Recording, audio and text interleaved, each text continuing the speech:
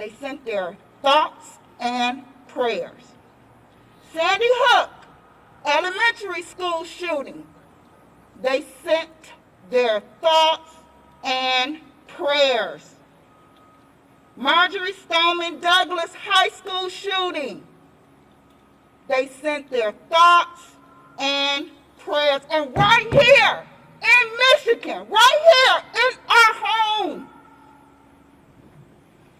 Oxford High School shooting. Once again, parents burying their precious children and loved ones. And more of the same. Thoughts and prayers. Just this Monday, I learned Caleb Harris, a 5-year-old child, a baby, was gunned down along with his mother in a triple homicide.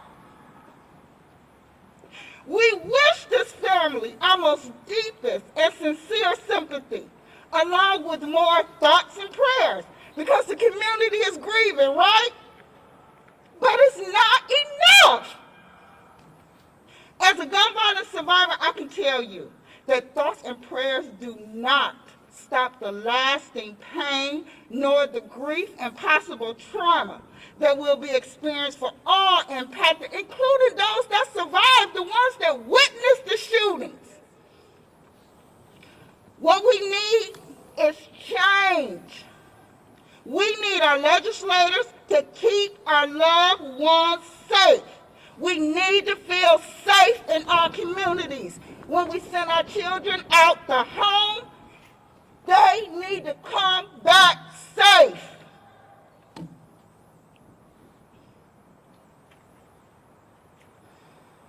We need our legislators to keep our loved ones and our communities safe by implementing sensible legislation such as safe gun storage.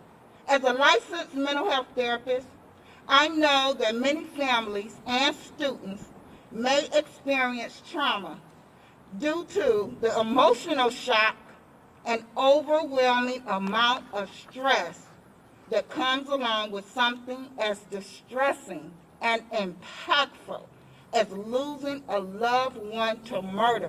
Nobody wants to say murder, but these school shootings produced murder. Say it, murder.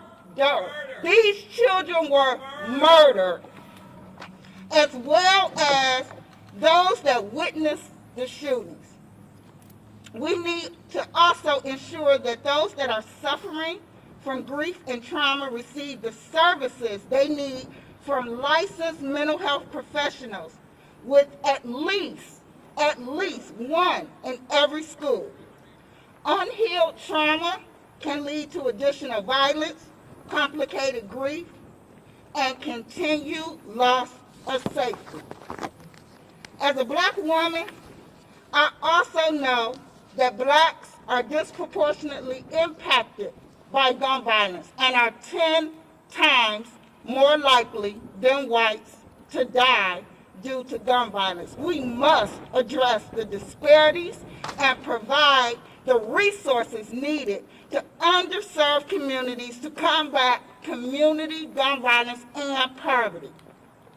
Listen, y'all, we all deserve for our loved ones to be safe. We all deserve that. And by implementing the most basic and sensible legislation, and mind you, over 80% of gun owners agree with this, safe storage is needed. It's time to become proactive in saving lives right now instead of sending more thoughts and prayers to yet another grieving family later. I will now introduce our next speaker, Hafiza Khalik, who is the chair at Detroit Area Youth Uniting Michigan and a lifelong student at Detroit Public Schools Community District. Hafiza is a youth activist and community organizer based in Detroit. She will be speaking on her experiences on school surveillance as a DPSCD student. Thank you.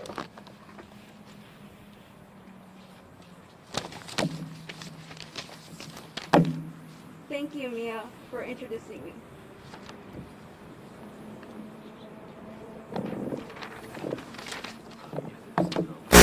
2.67.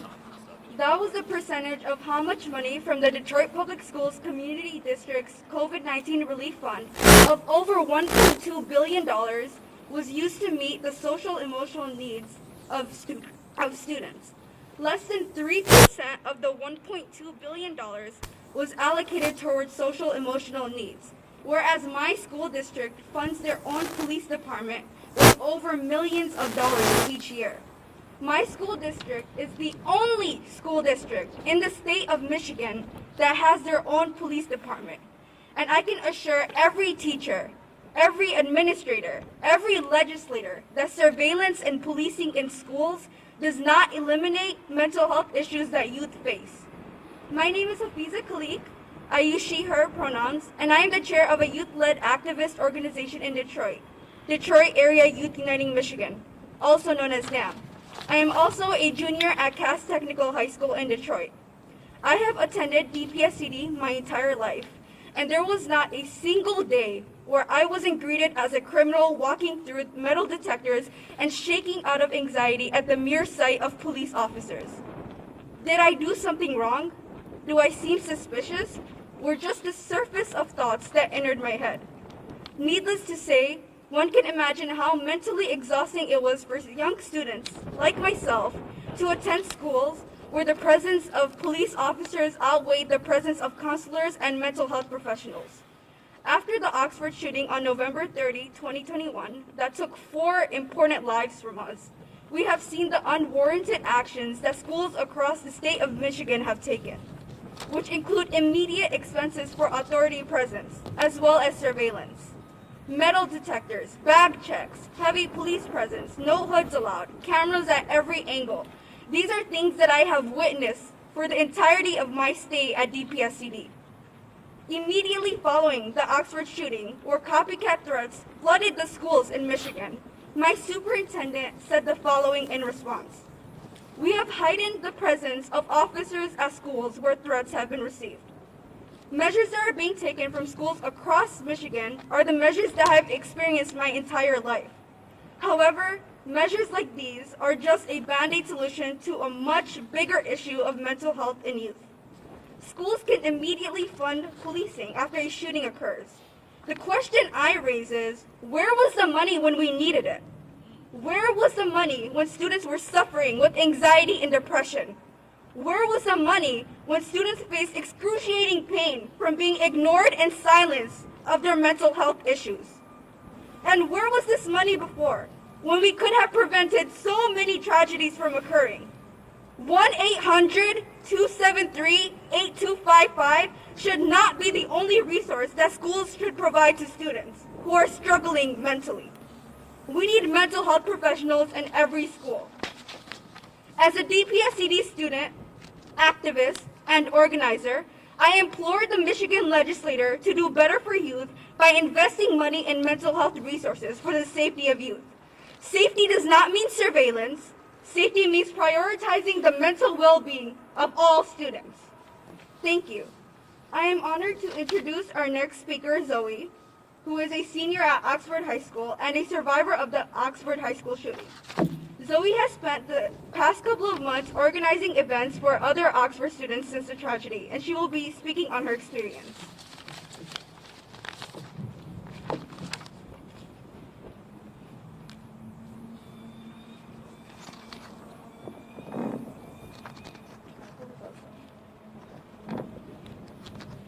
Thank you.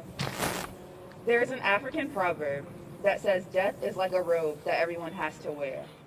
I've carried the heaviness of that robe since November 30th. I was in ASL class, better known by the media as the class where students jumped out of the window. Now I often think about how grateful I am to have jumped out of that window. How thankful I am that Mr. Cortez kept us calm and didn't allow us to open the door, even when the shooter came to our door asking for us to let them in. I think about fleeing my school in a crop top in the snow. I think of seeing hundreds of familiar faces running beside me, running for our lives to Maya, the grocery store turned sanctuary. I think about my friend Isabella pulling me with her as she ran because I couldn't run from the class fast enough. I think about waiting in the room, holding hands with Kendall crying. I think about finding refuge at my friend Emma's house,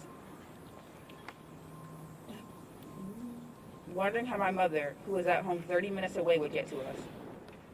I think about the sadness we felt when, after posting all over social media, asking if anyone had seen Emma's cousin Madison, we were told she had passed. How angry and confused we were as we found out our classmates had died. Hannah, Tate. I think about the next day when I got the call that my friend Justin died. How at his vigil we walked by his house and his bedroom was dark. The countless trips to Oxford the month after to check on friends, teachers, go to more vigils and funerals. We shouldn't have had to bury friends, classmates, girlfriends, boyfriends. No 15-year-old should have access to a gun and enter a school with one. Yet on November 30th, a student walked into Oxford High School and did just that, opening fire with a 9mm handgun. Approximately 1 in 3 guns in homes with children are kept loaded and unlocked. There is no reason his parents should have been able to purchase his gun for him as a gift or take him to the gun range for practice. Absolutely no reason Jennifer and James Crumbly should have been able to buy and possess guns, especially after so many warning signs. There needs to be better safety precautions taken when selling guns, or incidents like this will continue to happen. Better identification and screening processes need to be present, or the gun violence epidemic, which has plagued our communities, will continue. November 30th has traumatized myself and my peers, taking an irreversible toll on my mental health. Since then, I've had trouble sleeping, and melatonin or any other remedies don't seem to help. I've had constant nightmares. Most loud noises started me to the point that I am back in ASL class on November 30th. I have random outbursts. I've cried more in the past couple of months than I have in my entire life, and I'm not the only one suffering the irreversible burden of PTSD after the shooting. Action is only taken after something like this occurs once it's too late. If people had taken action sooner, my friends and classmates would still be here. We would be celebrating their birthdays, graduating together, instead of spending every minute being overwhelmed with pain and grief. I want to drop the weight of this robe. I need to drop the weight of this robe. We need to be proactive, not reactive. Our legislators have the power to save the next school and the lives of countless children. We deserve to feel safe at school. Thank you. Now I'll turn it back over to Zoe and Jayanti for closing remarks.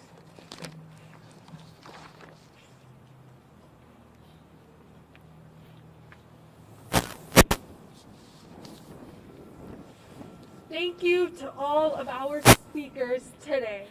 Your voices are so powerful, and I'm honored to hear them. We would also like to thank State Senator and Chair of the Firearm Safety and Violence Prevention Caucus, Rosemary Baer, whose office has supported our lobby day since day one of planning.